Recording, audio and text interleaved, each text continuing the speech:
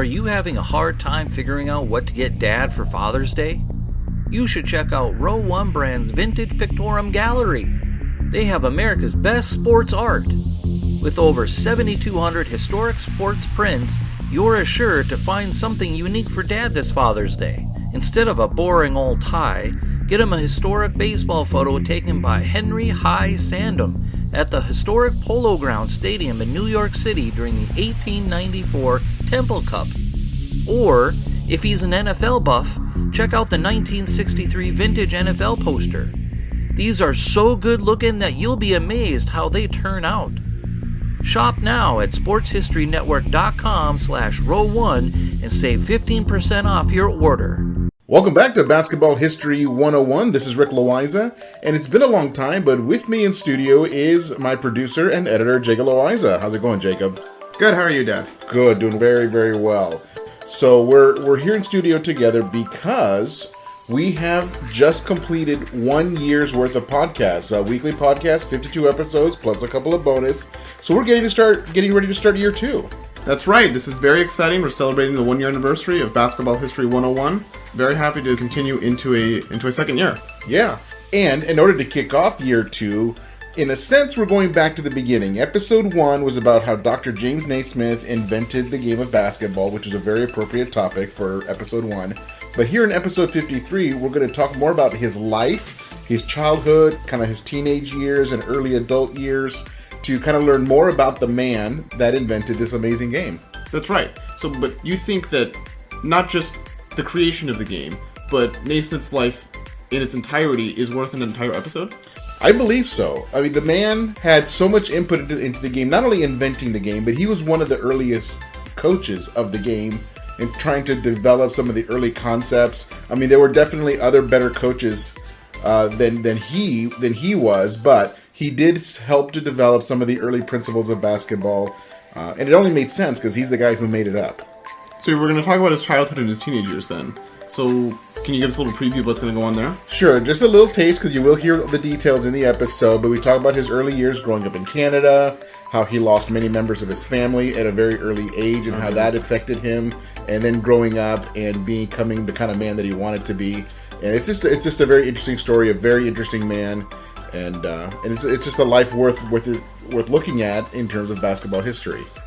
So I'm assuming the way the story goes, we end up finding out how he got into the position that he was when he invented the game, as we learned back all the way a year ago in episode 1. Exactly. So we're going to learn kind of what happened in his life that led him to be in Springfield, Massachusetts at that time when he came up with the idea for the game, because it really is a situation where it was the right person in the right place at the right time. So we're going to look at what led to that. Well, that's fascinating. Let's get into the episode. All right, let's get started.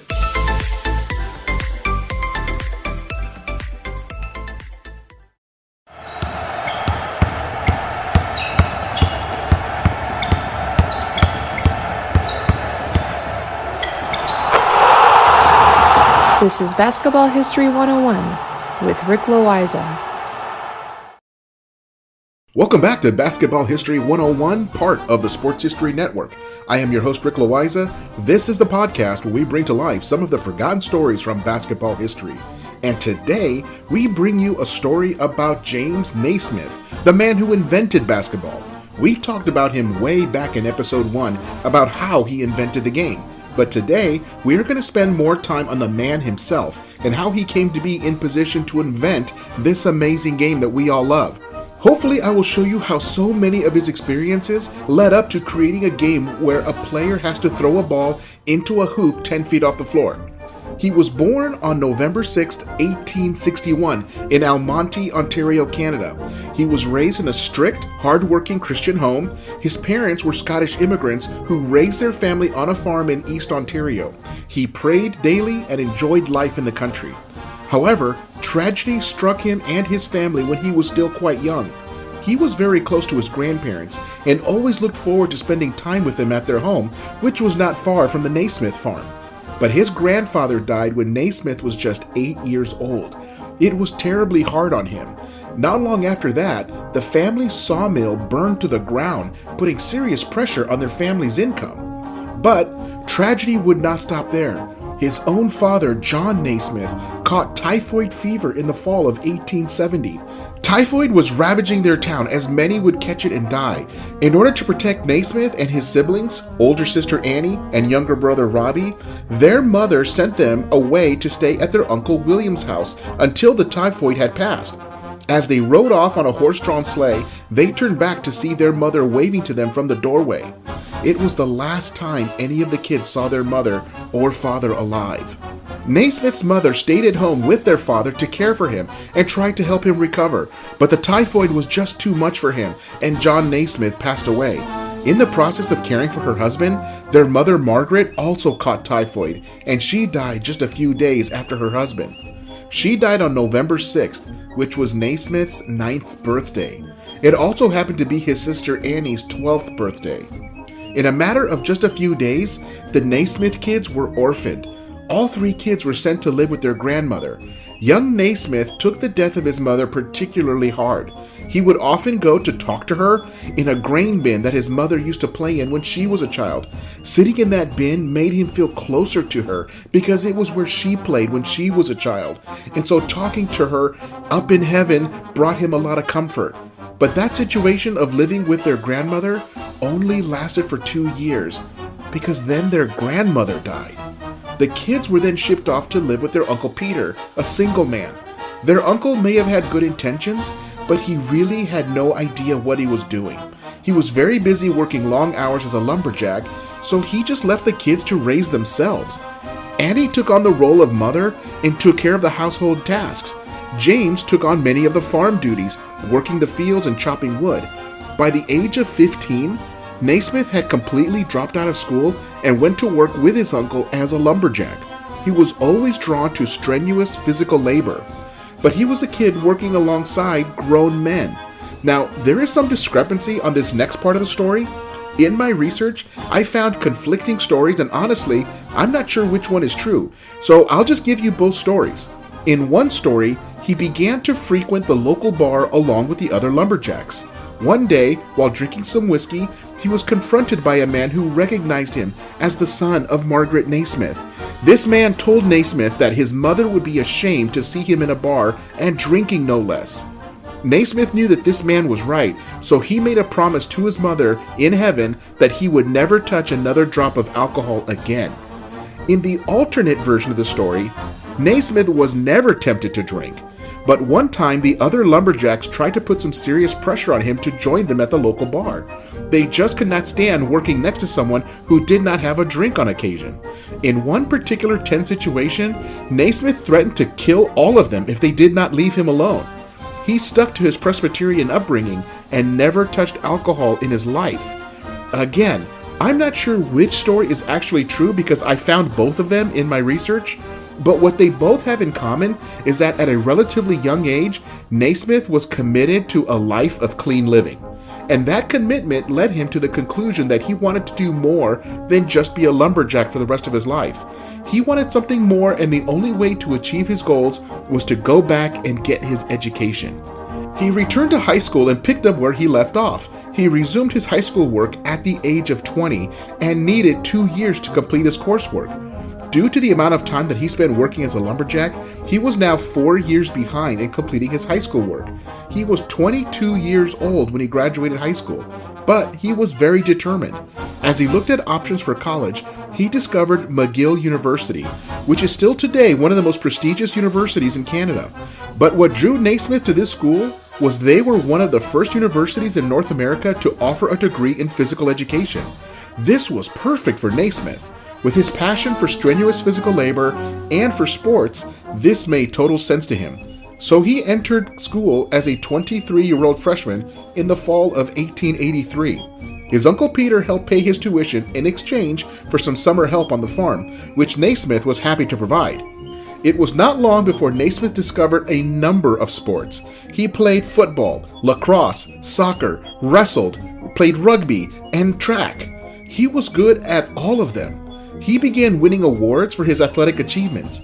It seemed that Naismith played on every team the school offered. He just could not get enough of athletics.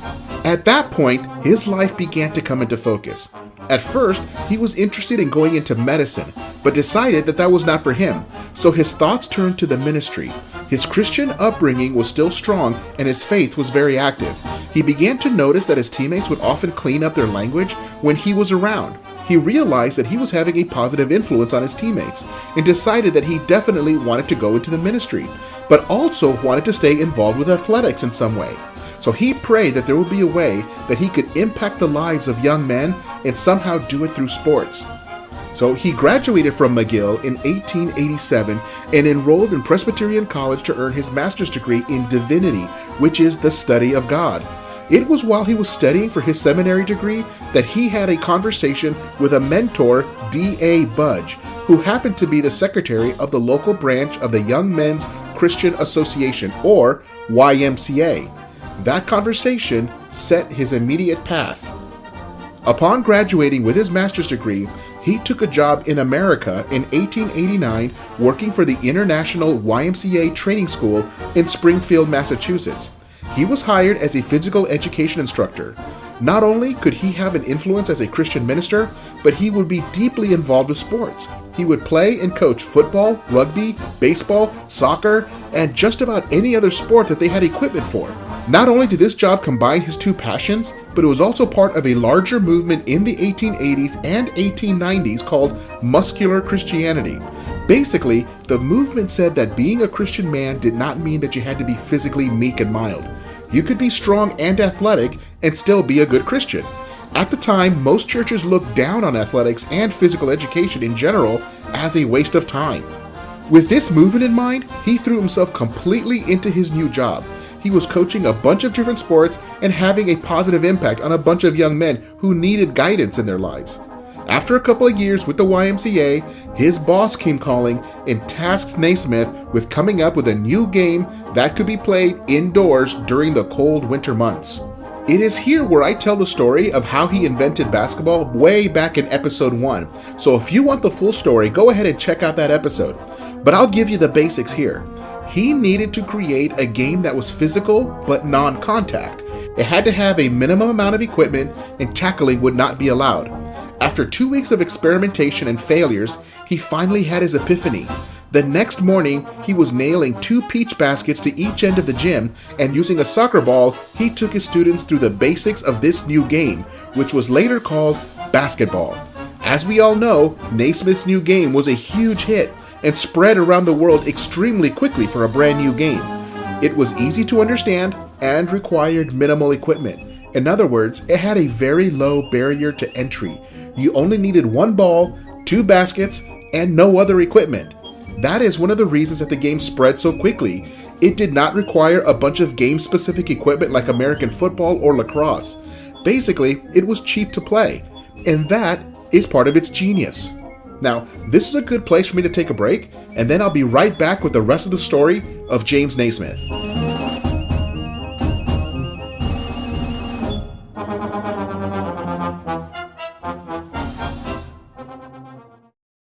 This podcast is part of the Sports History Network, your headquarters for the yesteryear of your favorite sport. You can learn more at sportshistorynetwork.com. Welcome back to the show, and let us continue with the story of James Naismith. He had just invented the game of basketball, and it was spreading quickly through North America. It was a bigger hit than anyone could have imagined. Naismith later did earn his medical degree that he had been thinking about way back when he was a younger man, but he never had a regular medical practice. In 1898, he made his last move and took a position at the University of Kansas, where he was the school's chaplain and one-man physical education department. He was the founder of the basketball program at Kansas. While at Kansas, he coached a player named Phog Allen, who was the best player that he would coach during his time there at Kansas. Phog Allen eventually replaced Naismith as the new head basketball coach at Kansas. Phog Allen would then later coach Dean Smith, who would eventually coach Michael Jordan. Naismith also mentored Adolph Rupp, who later coached the University of Kentucky to 4 national championships. He also mentored a young student by the name of John McClendon, who was not allowed to play at Kansas because he was black. But McClendon would become the first black coach to win a national championship when he led Tennessee State University to the NAIA championship in 1957. McClendon would also later coach the Denver Nuggets when they were still in the ABA. Naismith also lived long enough to see his game played at the Olympics in 1936. He was on hand and watched nearly every game played in Berlin at that Olympic tournament. He even threw the ball up for a ceremonial tip-off to open the tournament. While there, they had a small ceremony honoring the man who invented this new Olympic sport. It was one of the highlights of his entire career. One of the things that makes basketball different from other sports is that it did not develop from earlier games.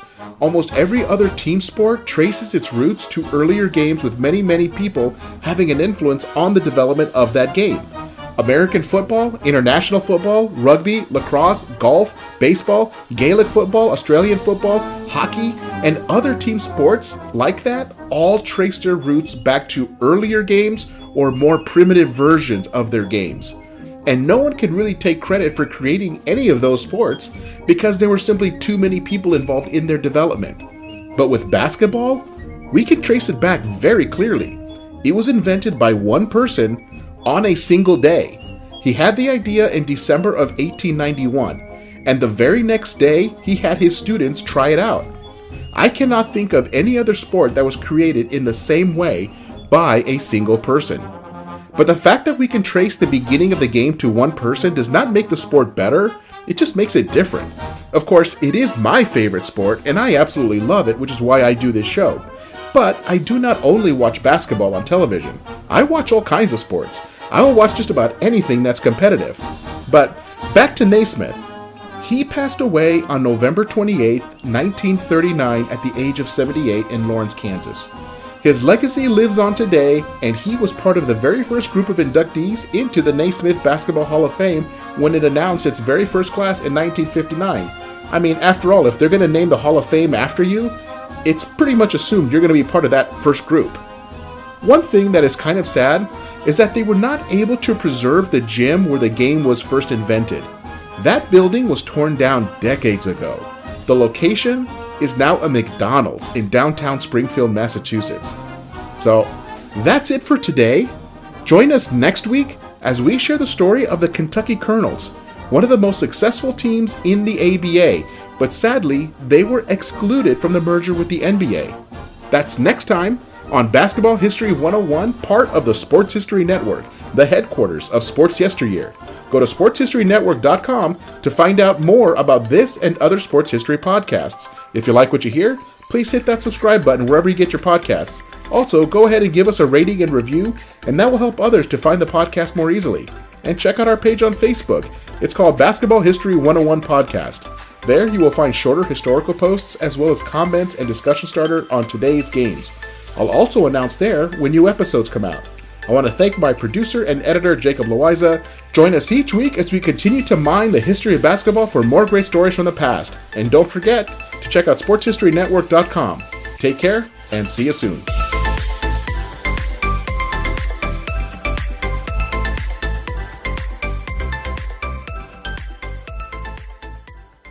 We here at the Sports History Network proudly partner with 26 podcasts, all revolving around the history of sports. But did you know that many of our hosts were sports history authors way before they started their shows? It's true. We've got Joe Ziemba, host of When Football Was Football, Joe Zagurski, host of Pro Football in the 1970s, Mark Morthier, host of Yesterday's Sports, Tommy Phillips, host of Lombardi Memories, and Scott Adamson, co-host of From the 55-Yard Line. All these authors have many books for you to choose from. To check them out, go to our website at sportshistorynetwork.com/sportshistorybooks. Pick up your copy today. Soundtrack provided by Kevin MacLeod of filmmusic.io.